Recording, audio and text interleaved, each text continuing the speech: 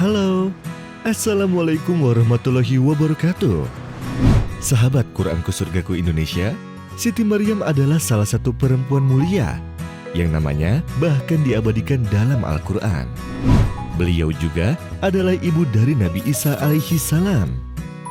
Maryam binti Imran adalah salah satu perempuan solehah dan suci. Pantas saja ketika malaikat akan mencabut nyawanya, mereka pun menangis. Lantas, bagaimanakah malaikat maut mencabut nyawa Maryam? Apakah Maryam tidak merasakan sakit saat dicabut nyawanya? Hai, apa yang terlintas di benak kalian saat mendengar nama Bunda Maria? Ya, umat Kristiani mengenal ibunda Nabi Isa alaihi salam dengan panggilan Bunda Maria. Kalau umat Islam menyebutnya Maryam binti Imran. Beliau disebut sebagai salah satu wanita terbaik yang pernah ada di dunia. Hal ini tentu memiliki banyak alasan. Bahkan Rasulullah Shallallahu Alaihi Wasallam pernah menyebut ibunda Nabi Isa alaihi salam itu sebagai muslimah penghuni surga terbaik. Wanita yang paling utama sebagai penduduk surga adalah Khadijah binti Khuwailid, Fatimah binti Muhammad, Asya binti Muzahim, dan Maryam binti Imran. Hadis riwayat Ahmad. Salah satu keistimewaannya adalah ia mendapatkan makanan langsung dari Allah Subhanahu wa Ta'ala. Karena ketaatannya, hal ini diabadikan dalam Al-Quran. Setiap Zakaria masuk untuk menemui Maryam di mihrab, ia dapati makanan di sisinya. Zakaria berkata, "Hai Maryam, dari mana engkau memperoleh makanan ini?" Maryam menjawab, "Makanan itu dari sisi Allah. Sesungguhnya Allah telah memberi rezeki kepada siapa yang dikehendakinya tanpa hisab." Al-Quran Surah Ali Imran ayat 37.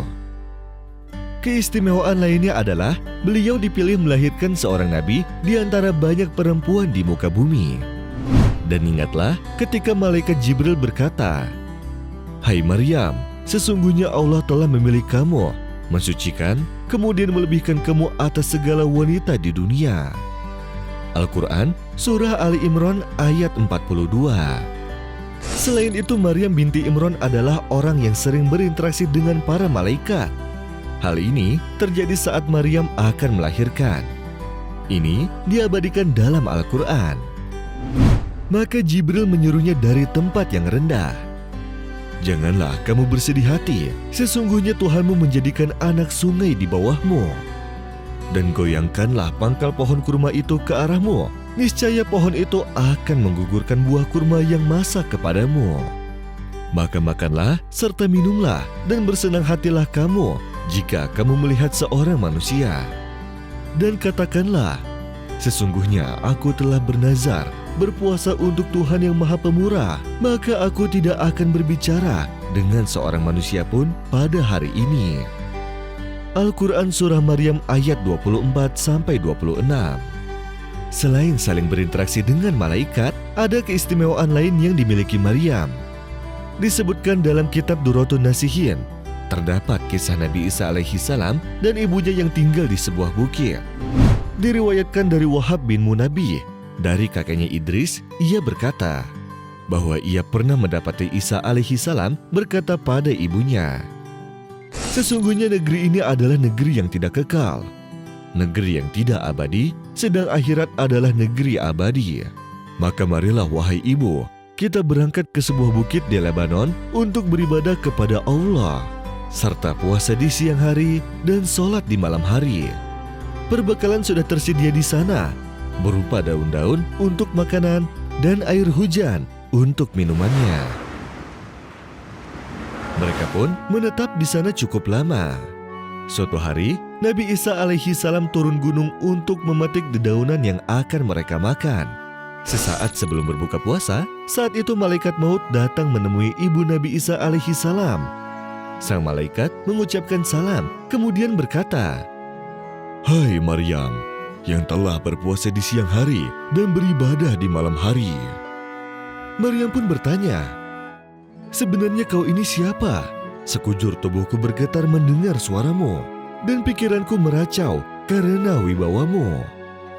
Malaikat maut pun memperkenalkan dirinya dengan berkata, Akulah yang bertugas mencabut nyawa." Mengenai kedatangan malaikat maut kepadanya, Maryam pun penasaran. Apakah kedatanganmu kepadaku hanya berkunjung atau hendak mencabut nyawaku? Malaikat maut kembali bertanya kepada ibunda Nabi Isa alaihi salam itu, "Apakah kamu siap untuk menghadapi maut?" Maryam pun berkata, "Maukah kamu memberi waktu walau sebentar saja? Aku sedang menanti kedatangan kekasih dan buah hatiku, permata dan penawar kegelisahan hatiku." Malaikat maut pun berkata, "Semuanya bukan aku yang menentukan. Aku hanya seorang hamba Allah yang diberi tugas. Demi Allah, aku tidak kuasa mencabut nyawa seekor nyamuk pun tanpa seizin Tuhanku. Aku tidak akan menunda sedikit pun untuk mencabut nyawamu di tempat ini." Maryam pun meminta malaikat maut untuk melaksanakan tugas. Lalu malaikat maut pun mencabut nyawa Maryam. Nabi Isa alaihi salam datang terlambat. Beliau tidak menyaksikan saat-saat terakhir ibunya. Dirinya tidak mengetahui kalau ibunya sudah meninggal. Beliau masih mengira bahwa ibunya sedang menyelesaikan sholat fardunya, sebab ibunya masih tegak di mihrabnya. Nabi Isa alaihi salam pun meletakkan apa yang didapatnya selama ia pergi. Lalu Nabi Isa alaihi salam melanjutkan untuk beribadah hingga tengah malam. Setelah beribadah, Nabi Isa alaihi salam kembali memanggil ibunya. "Salam sejahtera, mudah-mudahan tetaplah untuk ibu. Waktu kini telah malam, sekarang tibalah saatnya berbuka bagi yang berpuasa. Serta tiba pula saatnya untuk beribadah. Kenapa ibu berdiam diri tanpa melakukan semua itu?" Nabi Isa alaihi salam lalu mengecek ibunya, dan beliau melihat bahwa makanan yang dibawanya belum disentuh sedikit pun. Namun, tak ada reaksi dari ibunya. Kemudian Nabi Isa alaihi salam menghampiri ibunya, menempelkan pipinya ke pipi dan mulut ibunya. Nabi Isa alaihi salam pun menangis karena mengetahui ibunya sudah meninggal. Melihat hal itu, para malaikat pun menangis. Bukit-bukit yang ada di sekitar bergema melihat malaikat menangis. Allah Subhanahu wa Ta'ala pun bertanya, "Mengapa kalian menangis?" Para malaikat pun berkata, "Ya Allah, Engkau Maha Mengetahui." Kemudian Allah berfirman, "Sungguh, Aku Maha Mengetahui lagi Maha Penyayang." Nabi Isa alaihi salam mendengar sebuah suara yang mengatakan, "Angkatlah kepalamu, ibumu sekarang telah wafat, dan Allah Subhanahu wa Ta'ala memberimu hal yang besar." Kemudian Nabi Isa alaihi salam berkata dengan nada sedih, "Siapakah yang menyertaiku pada saat sunyi dan sendiri? Siapakah yang menghiburku di perantauan ini? Siapa pula yang akan membantuku dalam beribadah?" Nabi Isa alaihi salam pun turun dari bukit yang ditinggalinya untuk meminta bantuan Bani Israel untuk mengurus jenazah ibunya. Namun, mereka menolak memberikan bantuan dengan alasan bukit itu memiliki hewan-hewan yang buas seperti ular.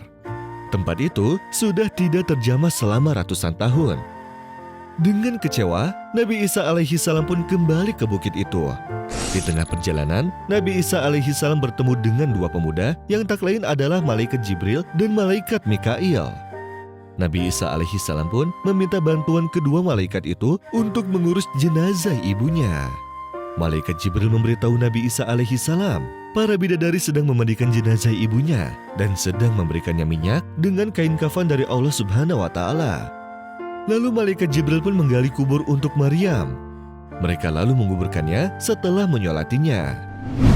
Nabi Isa alaihi salam pun memohon kepada Allah Subhanahu wa Ta'ala agar bisa berbicara dengan ibunya. "Ya Allah, hanya Engkau yang melihat posisiku dan mendengar keluh kesahku. Tiada sedikit pun yang tersembunyi darimu. Ibuku telah wafat dan aku tidak menyaksikan wafatnya. Untuk itu, izinkanlah dia berbicara kepadaku." Atas izin Allah Subhanahu wa Ta'ala, akhirnya mereka pun bisa mengobrol. Nabi Isa alaihi salam pun berkata, "Wahai ibu, bagaimana tempat pembaringanmu sekarang? Bagaimana pula engkau menghadap Allah?" Ibunda Nabi Isa alaihi salam pun mengatakan bahwa ia diberikan tempat terbaik dan saat dicabut nyawanya, dia mendapatkan ridho dari Allah Subhanahu wa Ta'ala. Maryam juga mengisahkan rasa sakit yang dirasakannya saat malaikat maut mencabut nyawanya.